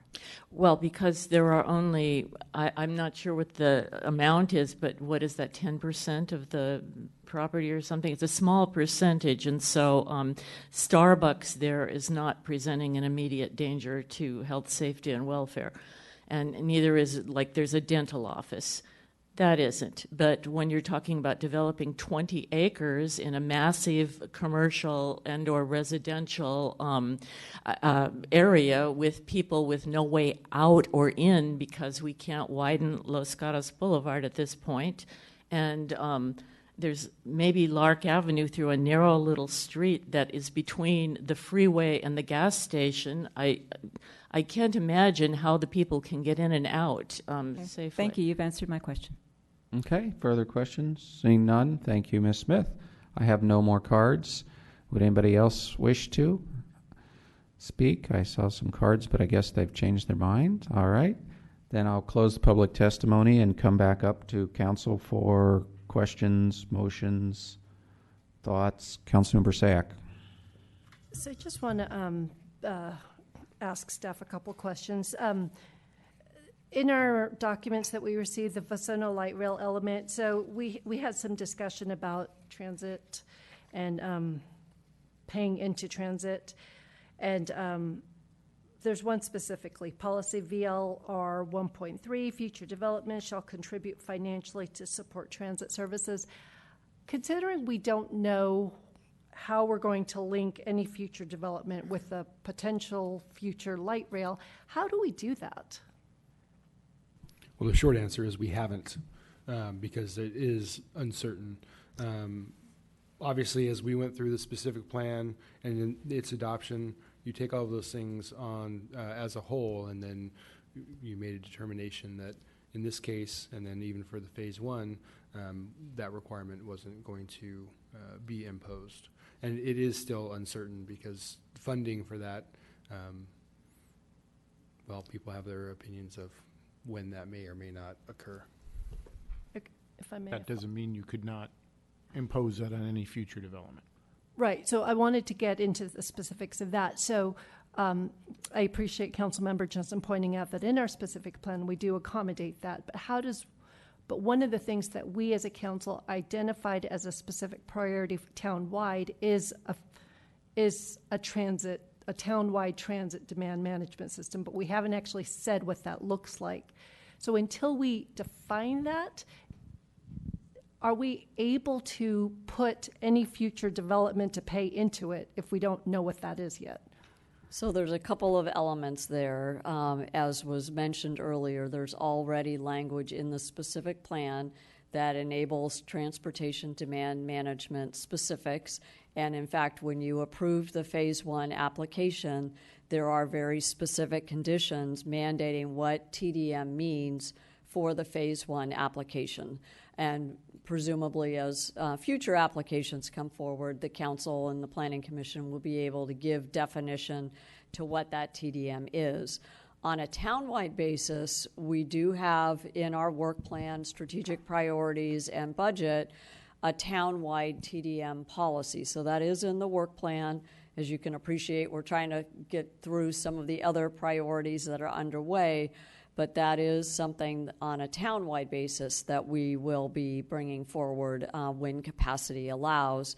And then finally, with respect to Vasono Light Rail specifically, I think we would have to be able to identify, again, some form of nexus about what would be a reasonable share to ask for a specific plan application or some other development application within that vicinity, given the status and the regional transportation plan and VTA's plan. And there's a lot of uncertainty, and we would have to really sharpen our pencils to figure out what would be a correct assessment to actually implement the policy in the general plan. And I'll just add, I think we're a little off topic, but I also think work on the TDM plan is a good idea. I'd like to see us address it before more commercial projects come. I know that could be a tough order, but I mean, that's really the point, is commercial projects are the ones that really need to participate in the TDM, either by contributing money to, I'll make up a bus system we're running, or contribute in some other way that we've figured out works best for our town. So I also think it's a good idea to find ways to move that up in our work plan. So back to our regularly scheduled show. Councilmember Jensen. A question is about our regularly scheduled hearing on the moratorium process. If the council does nothing, the moratorium expires. There is no affirmative action required by the council. The only if the council wished to continue the moratorium, then an affirmative action is required with a 4/5 vote. Is that right? That is correct. Thank you. Okay, Vice Mayor Leonardis. Thank you, Mayor Rennie. If the council did nothing and the moratorium expired, doesn't preclude the council from readopting a new moratorium at a future date. You certainly can. If it was next week, you're still going to have to make those findings of health, safety, and welfare issues and what has changed from today. So, I've seen them within a 6-month period be reestablished because of the time we knew there was new information or new facts. So I have seen that happen. It's usually where I've seen it challenged is where you're only allowed a 2-year moratorium, and technically when back in 2010 there should have been this moratorium put on instead of just sticking it in the general plan. But I've seen a 2-year moratorium done for the full time. They let it lapse for a couple of months and then they reestablished it, and of course that was challenged because they were trying to get around. Remember, a moratorium is just for a stopgap. It's an interim measure for you to solve the issue. It's not for you just to wait and see how the developments around it are going to develop, or wait until the traffic problem solves itself. That's not going to work under any circumstances. Go ahead. But if there was change in facts and change in circumstances, yes, we could reestablish a moratorium. So my follow-up question is that the council has voted to explore a development agreement. There will be more public hearings. The public could bring forth information potentially that may raise new issues in the future.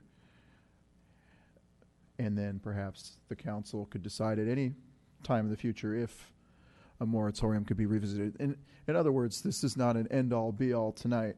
If the council were to say, okay, we do nothing, the moratorium is expired, because I heard a very good reason for the moratorium not to be continued, which is the property owners who are included in this specific plan, which incidentally, with the development agreement from the beginning, could have been excluded, which would have been nice for them. But hindsight is 20/20. But I guess what I'm saying is, if there was significant public testimony or outcry or something in the future, significant evidence brought forward at a future time during a future hearing, the council can always adopt another emergency ordinance with a 4/5 vote. That is correct. So it's not an end-all, be-all tonight.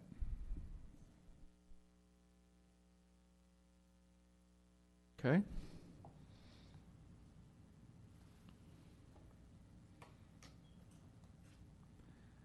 So we've done public testimony. We don't have to have a motion. We could just adjourn the meeting. We could sit here for a few more minutes and think about it. Vice Mayor? Move to adjourn. Would anybody like to second that motion? Okay, Second. I have a motion to adjourn. Any further discussion? Okay, seeing none, I'll call a question. All in favor? Aye. Opposed? Sounds like it passed unanimously. We are adjourned.